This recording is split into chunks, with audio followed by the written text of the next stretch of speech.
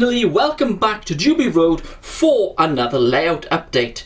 Now, my short break from making videos, well, as you obviously know, is over. Those, was it 9 days? 9 days went rather quick. I don't know if they did for you, but yes, I'm back with more railway content for you. And as I said, I was going to do work here at the layout over those 9 days. Well, I did. We've got a decent amount of work to show you. You can see some of it in the front of the camera now, but we'll go through it in a bit more detail in the next, well, over the next few minutes. Also, we've had some new arrivals here. We have a new locomotive and 2 new coaches. Also, I just want to quickly mention, today, the day of filming this and the day it was uploaded, we do have some new announcements from Rapido Trains, which you know are the Canadian company. They've got 3 new locomotives. They've got 2 00 gauge ones and 1 N. We've got the Great Western 1500 tank, which I'm very happy with that. Really lovely locomotive. Can't wait to get my hands on that. We also have a 16-inch Hunslet, which is another 060 steam locomotive, looking really nice as well. They both come in reasonably priced, considering they said they're going to put a fair amount of die cast in, and they come in both with factory fitted sound options if you wish to do that. You know me, I probably will. And then we got an N-gauge loco from them, which is the Class 28. I have never been a fan of the Class 28. Sorry if you are, I really just don't like it at all, and that's in N-gauge. We got a number of gunpowder wagons, which are in 00 gauge. They're looking rather nice. And then we've got some 00 gauge buses coming. And the lovely feature with these, all the lights work. Headlights, taillights, and the interior lights are all lit. So please go over to the Rapido Trains Facebook page or website to have a little look through those new announcements. So then let's get to the new stuff that I've had since I've been away from YouTube. Here is the the new arrivals I've had here at the layout since I have been away from YouTube. So as you can see then, I did say we had some coaches. Yeah, well, they're not your average coach, are they? These are new in from Hornby, only just been released. Now these are the 3rd class Victorian, I suppose you could say, coaches. Now these are to go with your rocket set, if you have that. Lovely, lovely looking model. No seats. I'm sure they would have had seats in real life. I don't know. Let me know. I'm pretty sure they would have. And if they did, why Hornby didn't put them in, I'm not really sure. But anyway, because you've got our passengers in them with it being an open coach, don't you? Actually, really, really nice model. Very small coach. It's probably one of the smallest coaches in 00 gauge, I would imagine. But yeah, I've bought 2, obviously, because, well, why not? And obviously then you can see, I did buy the EFE... Sorry, I said that completely wrong. Hey, no guys, sorry, I've had a week off. I'm going doolally here. Mind you, I'm doolally anyway, but anyway, the EFE Rail BT Well Tank. Hey, I got it right that time. And here it is. Absolutely beautiful looking model.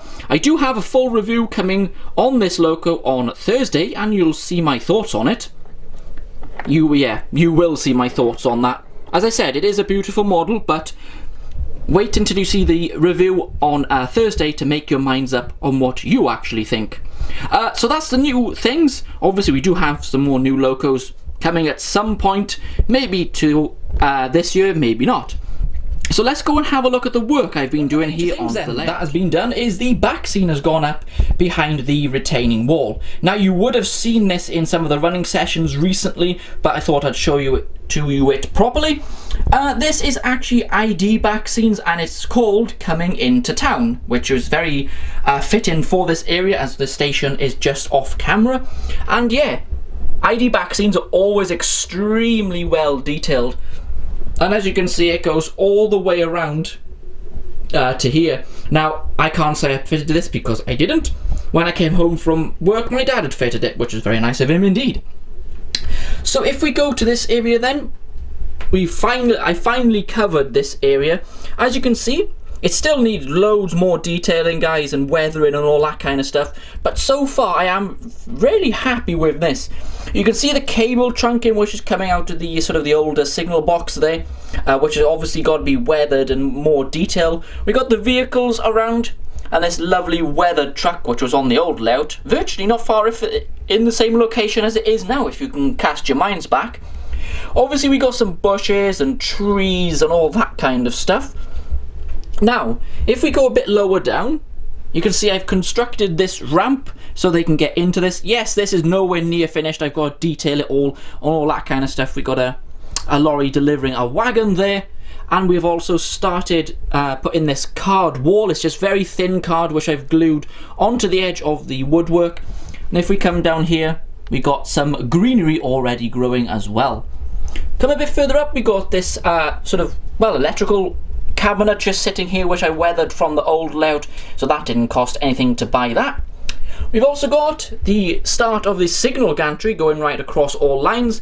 Now this is the Pico kit which I'm sort of using. Obviously this kit you can mix and match and do what you want, because that, believe it or not, this is 2 kits I've used here, so I got to get another 2 to do the rear of the gantry, but I can't do that yet until the signals are wired in, so that's going to be a fun job. And I've also ballasted all of that and painted the roadway down there.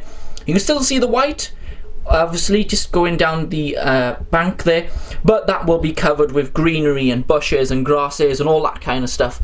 But yeah, I'm rather happy with that, and I've still got to get something to go down the back of here. Not sure what yet, I have been looking around.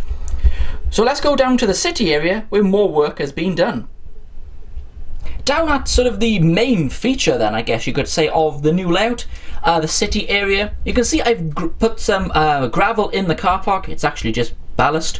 I probably will weather it and put some grasses and stuff growing through it, because that's what it would be like. But this is what I've been doing. Now, I got a new tree, which is, well, massive. Woodland Scenics, I believe that tree is. And then I've started doing the detailing work in the park area. Now, we've got a lovely horse and carriage here. And if you want to know, this is made by Nock, and it is HO gauge, but it doesn't really, you wouldn't really notice it doesn't look out of place on a 00 gauge layout.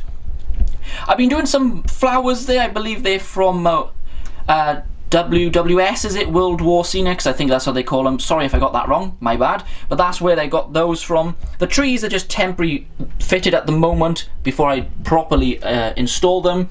Got the fountain with the flag there and the footpaths again, which is just brown ballast, and I've used some static grass then for the grassy areas. Still loads of work to do, like more planting and trees and detailing, but I'm rather happy with that. You can just see what it looks like in front of the church. And obviously you know about the back scene at the back. That's the floor creaking again. That was a custom back scene which was made by Jubilee Lane Printing. Jeff really did a nice job. It is slightly oversized, I know that, but it's not too noticeable, so it doesn't look really out of place. It actually looks really smart, and I'm really happy with that. Now, we are going to run a train in a minute, but before, I'm just going to make just a couple announcements. Christmas themed videos are on their way. We will have 2. We'll have the St. Nicholas Express, which will be the first rail tour to run here at the new layout, and obviously we'll have the Christmas special, which will be around possibly the 20th of this month, because amazingly it's the 1st of December, which is a good thing, because we can, not long, we can say goodbye to this mess of a year, can't we? Can't wait for that. The Christmas calendar has now started on the Facebook page today. I'll be putting a new picture of one of the locomotives in my collection every day until the 25th. And number 25 will be my Christmas Loco. Now, I already know what that is. Yes, I know I cheated, but never mind. I'll put a close-up picture on the screen for you now, but most of you will not guess what the heck that is. 1 or 2 of you know, because I've already told you, so don't put it in the comment sections, because you'll give it away. But you can see it there. It's pretty much like gold dust to get hold of them, and you probably guessed that by now it's not British. Definitely not British. So that's something to look forward to, and obviously I will do a review or just a look at that locomotive after Christmas Day. So then, thank you very much everyone for watching and bearing with me after my sort of break from YouTube. Now I'm going to run a train for you, and it's Jubilee Road's longest train with Jubilee Road's biggest locomotive on the front. I don't think I'll give you any prizes to guess in what locomotive that might be. So yeah, we'll give you a few running shots of that. And believe it or not, the locomotive up front is not even struggling with these amount of wagons.